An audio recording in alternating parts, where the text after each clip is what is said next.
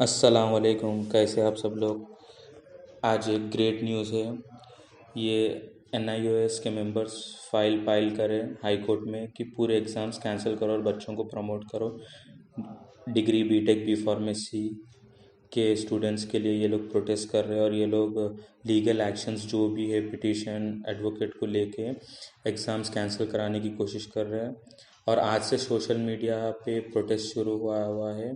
जो भी लोग इंटरेस्टेड है आप उसमें जाके हिस्सा ले सकते हैं।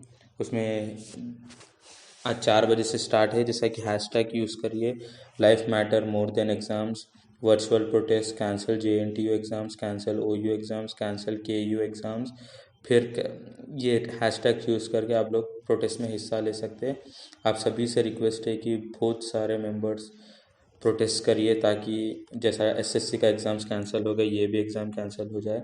तो आज आज की अपनी टॉपिक यही है। अगर वीडियो अच्छी दिखी तो लाइक शेयर और सब्सक्राइब करिए। चलिए चलते हैं। अल्लाह हाफिज़।